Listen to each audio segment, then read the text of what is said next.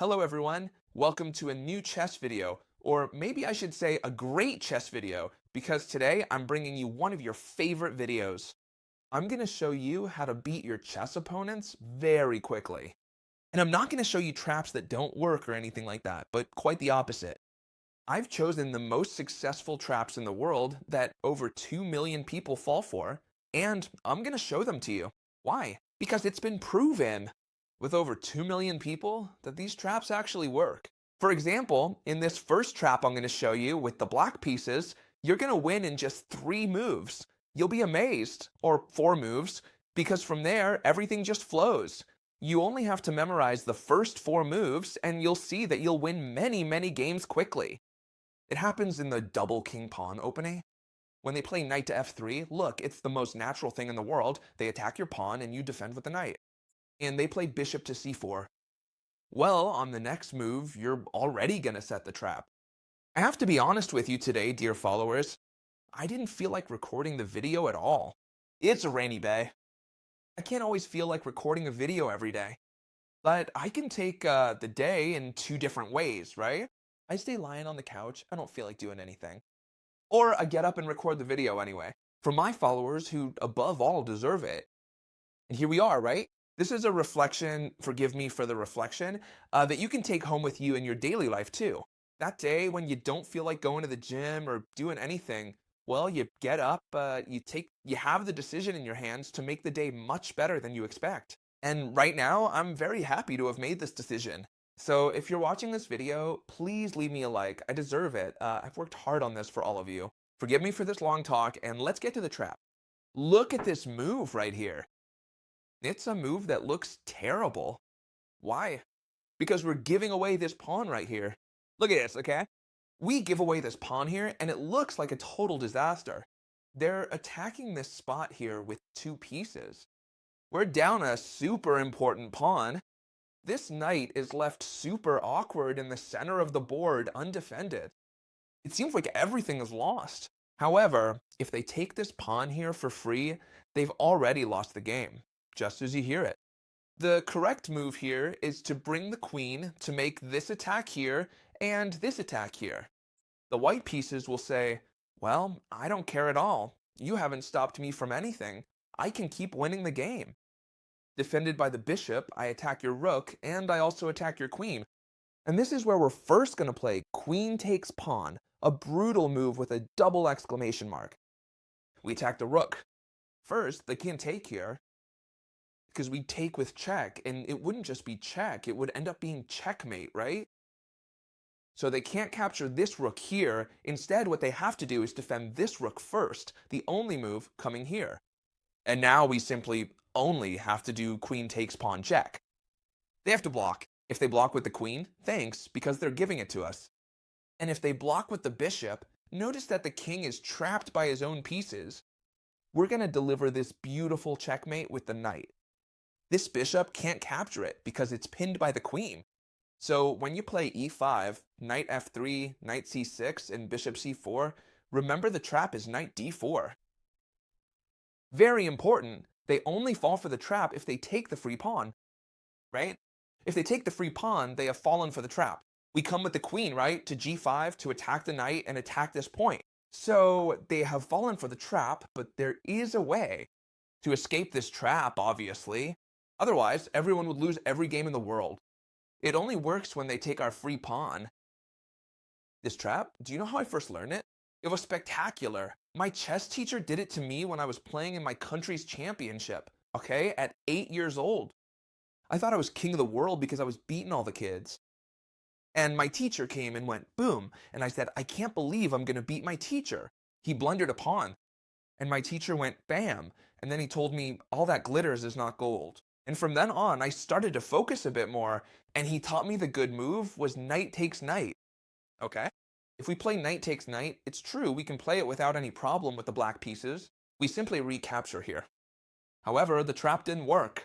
We no longer have that advantage. So if they play this trap against you, important. If they play this trap against you, don't take this pawn. Take this knight, or if you want, you can also play c3. A super useful move. But above all, remember that you cannot take this pawn. And if they take this pawn from you, you come here, and simply when they capture with the knight, we come here. But what happens if they capture with the bishop? Chess teacher, here they're giving me a check to the king. I only have two moves available, either move it here or move it here, because this bishop cannot be captured in any way. Well, very simple. If they capture with the bishop, you're also winning. So don't worry, I'll show you right now how to win if they capture with the bishop. Conclusion, if they take this pawn with the knight that looks free, they're already lost. They're already lost, huh? We've seen it with the knight, now with the bishop. We move the king here. Very simple. Notice that yes, we've lost the right to castle. Yes, we've moved the king.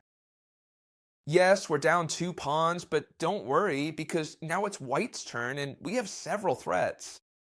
Threats, this pawn here, they can't defend because they'd lose the knight, so they also have to defend the knight. How can they defend the knight? Well, in very few ways, honestly. Imagine they move the knight here. It looks like a normal move, right? Then we'd enter through here and not only attack the rook, but when it moves, we'd capture the knight since it has 2 pieces attacking it. So, conclusion, he can't move the knight back. He can't move the knight back. If the knight comes from the other side, well, simply the same thing. And even worse, because we'd almost be in checkmate, right?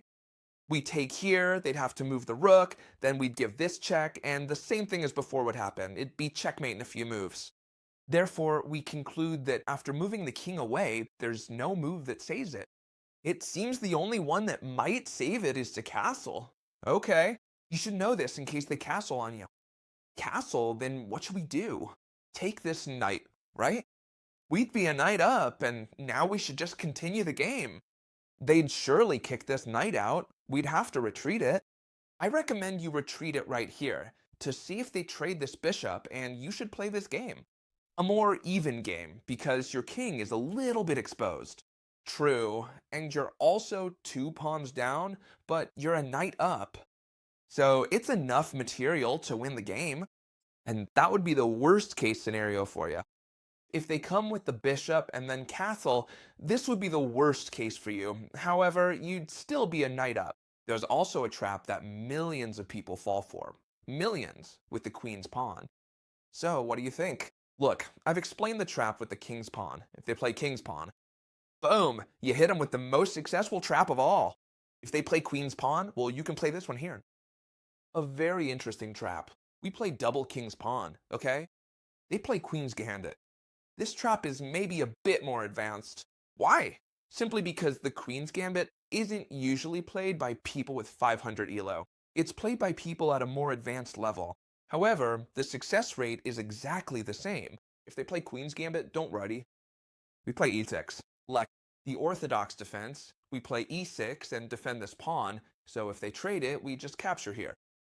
If they don't capture this pawn and don't make this trade, don't worry, the trap still works, okay? Imagine, for example, they come with the knight here and develop. It's a typical queen's gambit development. If they haven't traded, we'd just be like this. See, it's exactly the same, okay? We defend here and develop with knight f6, and now they pin this knight here, a very familiar situation. Remember, it doesn't matter if they trade the pawn or not, we'd have these two, but it's the same, okay? And now, let's think about something. This pawn, how many pieces are defending it? By 2, by the knight, and by the queen. However, I'd say not by the knight, since this knight can't move because we'd lose the queen. So this pawn is only defended by the queen and only attacked by the knight. So for now, nothing's happening, but I propose the very good move that sets the trap here, which is knight d7. Look, knight from b to d7. What do we do with this? That technically, this pawn is attacked by one knight and defended by another. However, we said this knight didn't count because it's pinned. So notice that after the after the move knight b d7, we're giving away the pawn completely for free. And not only that, it looks like they're putting a lot of pressure on us. Well, the trap is exactly this. What are we gonna do? Capture this knight with our knight.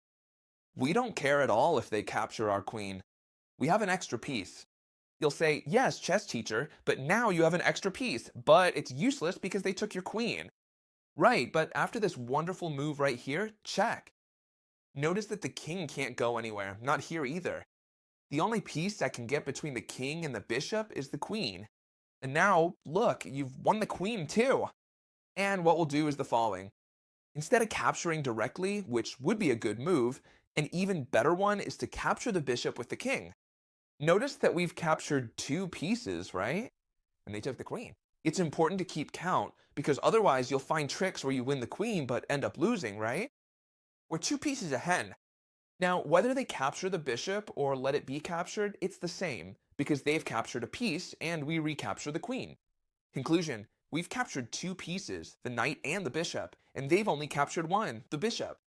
We're left with an extra piece, and we're also attacking this king and rook fork, and if they try to defend, we could even keep capturing here. In other words, this trap is wonderful. And watch out, these two traps are absolutely spectacular, and a lot of people fall for them. But there are still much more spectacular traps like the one I'm going to show you right now, which will give you goosebumps.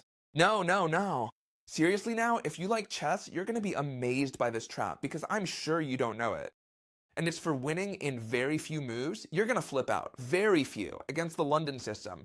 The dreaded London system. Oh no, chess teacher, what do I do if they play the London system against me? Don't worry. Check out this trap because it's fascinating. We play d4, d5, easy. And they play the London system against us. And watch out for this move, it's spectacular. When they play bishop f4, we already know what they want to do, right? The London system, e3, knight f3, and all that London system stuff. So when they play bishop f4, we already know what they want to play. And that's where we launch this massive spear that'll give you goosebumps, which is h5. High fives. If they continue with their London system plan of e3, they've lost the bishop. How about that? They've lost the bishop. Yes, sir. Totally impressive. With what move did they lose the bishop? Well, with the move e5. It's an absolutely spectacular move, and I'm going to explain how to capture that bishop no matter what they do. Yes, first of all, if they retreat the bishop, simple, right? We come here and we've already captured the bishop. Well, they could capture here, but first we kick it out with f6. They only have this square, and now they don't have any. Direct, more options. If they capture here after e5, very easy. Same thing, f6 and then here and then here. Notice that there's no way to save this bishop. And I'll tell you even more. What if they capture with the pawn? Well, exactly the same thing, thanks to the queen pointing here. We trap this bishop that can't get out and has to go back, and we simply advance with the pawn chain. I'm sure you're blown away by this London system trap that even I didn't know about. You know what? Let's finish the video with the most amazing and beautiful trap I've ever shown you, I think, on this channel. I'm not even joking. And it happens in the Budapest gambit. Watch out. The last trap, which many fall for, was, do you know who I saw perform this trap? Well, I saw it done. I'm sure you all know Anna Kramling. Well, her father did it. Her father, who is a grandmaster, Grandmaster Juan Bellin. He did it to Anna Kramling, and she was stunned. You know Anna Kramling has over 2,000 elo, so if she falls for it, anyone can. In the Budapest gambit, sorry, I'm tongue-tied. In the Budapest gambit, we give away this pawn in the queen's gambit, and when they capture it, we place this knight here, okay? For example, here you could continue in many ways, but pay attention to the idea we have in mind. We want to leave the attack. I don't know how to say it without being a bit crude. We want to serve the attack on a silver platter, right? We want to set up the attack so they execute it perfectly. For example, after any move, we'll play b6. You'll understand everything in a moment. Notice we have this undefended knight and this undefended rook connected by the same diagonal. Notice that all of you, if I ask which move attacks both at once, you'll tell me this one right here. And that's correct. With this move, you're attacking both at the same time. And there's no possible way to defend it. If I try to defend the rook, I take the knight. If I try to defend the knight from anywhere, for example here, I take the rook. And that's what we want, for them to think they've won the game. But the thing is, we have a spectacular move. You taking both? Well, I'll give you another one on top of that. I'll give you the bishop too. And one more thing, you take the bishop, and not only that, when you take it, you're still attacking both. It seems like I'm going totally crazy here, but as I always tell you, This works. Now, what do we have to do? Well, simply develop our knight. This queen is getting trapped. It can only come here. You see it, right? So first, this first part is important. We give a check, so they have to cover, for example, with the bishop. We don't care. The idea was to bring out this bishop. And now what do we want to do? Well, it's very easy. We just want to trap the queen. This knight jumps back. Look at that, huh? We attack the queen. Where can this queen go? It only has one square. This one here, and notice this already looks very bad for the white pieces. We advance this pawn, and the queen is totally trapped because it can't capture anything. This bishop is defended by the knight. It was very important to give this check first to trap the queen properly so she doesn't escape.